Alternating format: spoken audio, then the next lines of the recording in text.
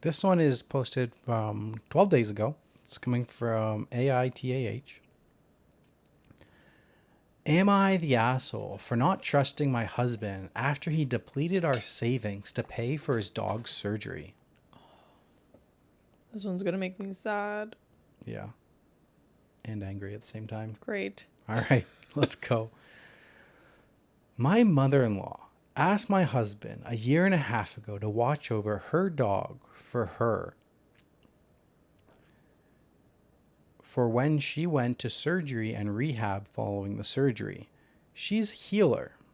I apparently didn't have any say in it because I didn't know until the dog was at my house. I had a problem with this from the beginning. The dog was completely untrained. There were multiple times the dog would jump up on our table and steal food out of the kids' plates and then growl at you when you corrected her. She went after my cats multiple times. She shit in the house constantly. No matter how often she was outside, she would do the zoomies in the garage for about 40 minutes, then come inside and immediately squat to shit. And she nipped at me and my husband's faces, but not the kids, oddly enough.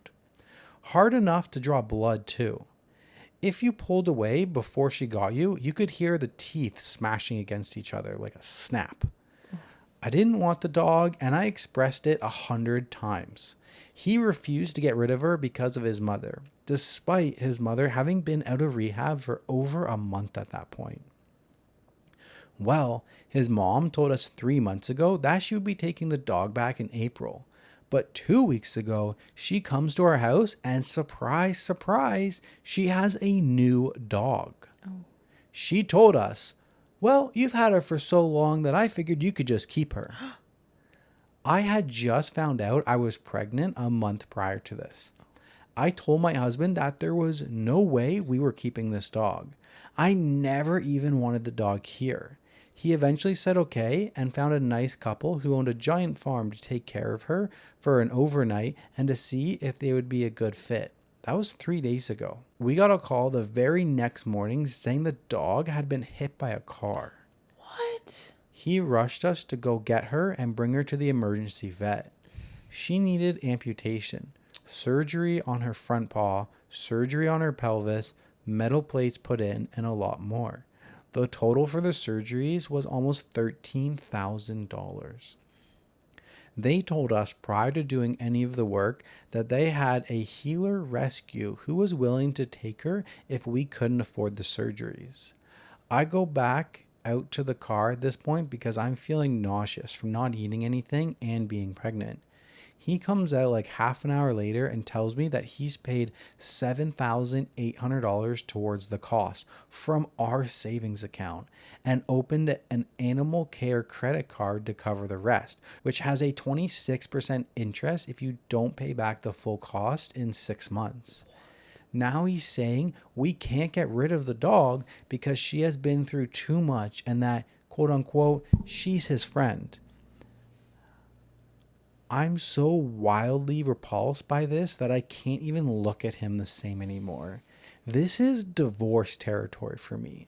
All of our savings are now gone, and we are looking of going into debt because of this 26% interest card that he opened up to pay for the rest. And now he expects me to deal with carrying the dog around and squatting around the yard for her to go to the bathroom when I already have hypertension from my pregnancy. I have been deemed high risk. I told him I don't think I can stay with him after this. I do not trust him anymore. There were options. They had a healer rescue willing to take the dog and cover the cost, but he insisted to throw us into debt over a dog that he told me he was going to get rid of, and I'm all set. He said I'm an asshole for not seeing his point on this. I do see his point. He loves the dog, obviously, but we are pregnant and he just depleted our savings over a dog that bites faces, and I don't think I want to be with him anymore. Am I the asshole? No, I don't think so. Especially because there was someone there who would have paid for the surgery. I think if there wasn't, this would be a different situation. Honestly, I don't think so. Well, okay, maybe not, but I think he should have definitely consulted her with it. Like, he should have asked her before he spent that. Yeah, and she would have said Like, no. yeah. It's tough. Yeah, I mean, everyone knows I'm an animal lover, so it would be hard for me to say just let the dog go if there wasn't someone else. But there was someone else. So, yeah, I don't think you're an asshole. It's really tough, especially because you're expecting another baby. And he said that he wanted to get rid of the dog too. So I don't know where this is coming from. It sounded like he never wanted to get rid of the dog. But he said he did. So that's... He would. Not that he wanted to, but... I don't know. It's, yeah. It would make me question, like, where his, loyalties are, I guess. Like... Yeah, like... Where's priorities are. Priorities, like... Yeah. Like, it hurts. And it's tough. And I don't want to say put the dog down. But if you have to think about it, you have 2 kids. You have another one on your way. You can't just deplete your savings, especially if all of your savings was only $8,000. Like, it's another thing. If you had If money. you got 50, 100, couple $100,000 in the bank, and it's like, I paid a $15,000 vet bill. Yeah. But when you don't even have enough savings to cover the whole thing, you have 2 kids to take care of and another one on the way. I'm sorry, and it hurts to say, but you have to put the dog down at that point if there's no other options.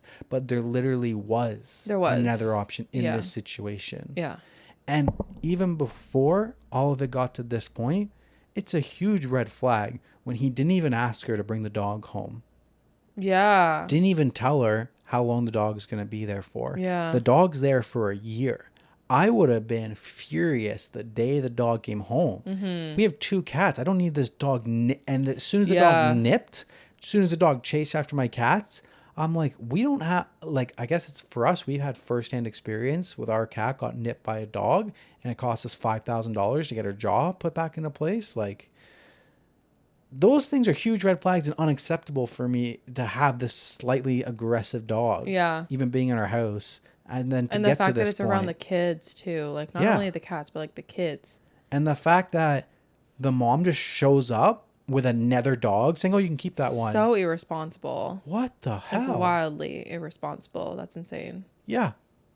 Oh, that makes me so sad for like animals though. Like this. Like people get animals thinking like it's going to be easy and like, you know, they don't treat animals they do like they should, like a kid. Like if you are set out to get a dog or a cat, like you have to see that through. Like you can't just, like, it's not a disposable thing, like whether it works or it doesn't, like you can get rid of it. Like no, I don't think, like, I hate people who do that. You don't get to pick up a puppy and then when you didn't do a job training it and then it's too misbehaved, you get to just drop it off at a shelter because you can't handle it. No, I freaking hate that. You have to deal with that for the rest of their life. Yeah. So just think before you get these animals. Like, they are animals. Like, they might not be human, but they're not going to be perfect. Yeah. Like, I don't know. It makes me sad. Yeah, it's a tough one. But yeah, I think he definitely should have spoken to her about it. And obviously she would have said no.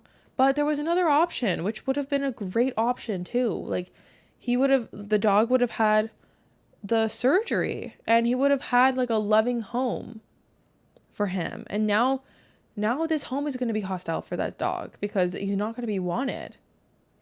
OP makes a comment and says the older couple told him they would cover the entire cost. Yeah. And he outright refused. That's crazy. Come on. At that point, you're just being selfish. You're not even thinking about the dog. Yep. You're just being selfish. Yeah. Exactly. It would have been in the dog's best interest if you just gave him away. Yep. I don't like that one. There is an interesting top comment on this one. Let's hear it. Top comment. Not the asshole, I'm a dog lover, but this dog seems to be putting you and your kids at risk. I'm wondering if he didn't ask his mother for the dog and he used the guise of, we're taking care of her while she's in recovery. And then even more interesting, the comment to this comment. Accountant here, not the asshole. He's a cheater. Just a different kind than most people think of when they hear that word. He made a major financial decision without consulting you or gaining your agreement. Worse, it involved joint funds that belonged to you as much as it did to him. Even worse, he knew you didn't want the dog and y'all had already agreed for another plan for the dog. And last but not least, he cleared out your entire savings and incurred debt to fund his decision. This is straight up financial infidelity. There are several different websites you can read about financial infidelity that define it, and many focus on the most common form of financial infidelity: hiding and or spending money and lying about it, as in hidden credit, secret bank accounts. Your husband committed the less common form of financial infidelity: spending joint funds and making a significant purchase without your consent. One textbook states, if you or your partner are pulling from your shared cash to spend on things that are not mutually agreed upon, you're committing financial infidelity. Forbes summarized it as unilateral financial decision making. There are a few things that can lead to financial infidelity, but in your specific case, only one of the reasons fit. And so I don't have to type it out. I Googled the verbiage and got a result that summarizes it well. Per choosingtherapy.com, one of the causes of financial infidelity is narcissism. Narcissism definition. People with narcissistic personality disorder often feel entitled to any money brought into a relationship and do not see a need to run financial decisions by a partner. This can lead to situations where the partner of someone with NPD is vulnerable to financial abuse and left out of decisions around finances in the relationship.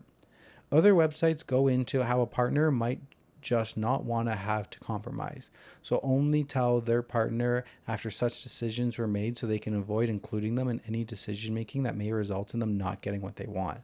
They're basically saying the same thing. You are not the asshole. Your husband is the asshole.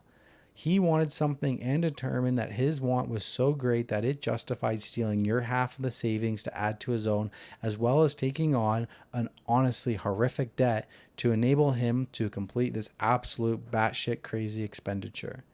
You are a family who now has zero savings, an additional horrific debt, and a medically impaired dog who will require constant care that he expects you to provide. And a husband who has the nerve to call you the asshole because you don't see his point. His point is no more relevant than yours, just as the joint savings he wiped out was no more his than yours. If he really believed that he had a valid point, he should have made it before he stole your half of the joint savings. I'm so sorry you procreated with this man. Better leave now, though, before he has a chance to do more damage. Although I can't imagine how that would be possible since he's cleared you out already and then some. If he'll do this, he'll do anything. Damn. Yeah, then the next comment says, OP got cheated on by her husband with his dog. Man, that's crazy. Yeah, I know. That's funny. Oh my God.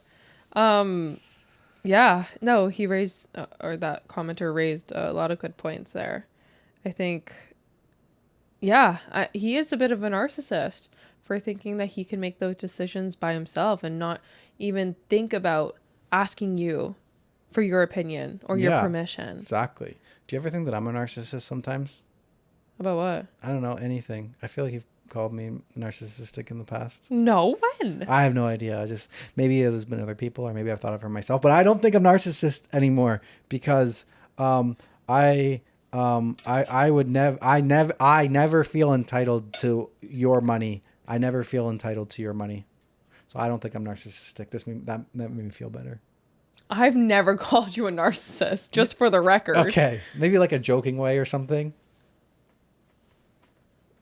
Ever? No, I don't I'm not trying to put you on blast or anything like that. No, I'm not. I'm not trying to put you on blast on the podcast or anything. I'm just I don't know. I feel like I've been called narcissistic in the past. Maybe it wasn't you and it was like other people or something. Maybe it was Madison. I don't mean to put Madison on blast. I don't know. Dude, Maybe I just myself. I felt narcissistic maybe. in I the don't know. past. But I don't feel this way anymore. I'm glad. You shouldn't. Yeah, because I've never felt entitled to your money. Oh, that's good. I haven't felt that you felt that. So That's good. That's good. that's Good. It was so random. I don't know. I'm sorry. I don't know. Yeah, it's also funny that OP is a financial advisor. No. Or was that for my story? I think that was yours. I think OP is stay-at-home mom. Doesn't say. Sorry, not OP. OP's husband. No, OP husband is not. No, he's Okay. like he works. I think OP makes a comment on it somewhere. Okay, never mind. Sorry. I think it was my story. But that comment came from an accountant. So Yeah, that's funny. that comment came from an accountant. He works. OP's husband works at a shipyard. Okay. But there's not much work, so he's not even like working that much. Yeah. Run. Definitely, I can see that absolutely being divorce worthy. Yep. Agreed. Yep. Yep. All right. Moving on. Moving on.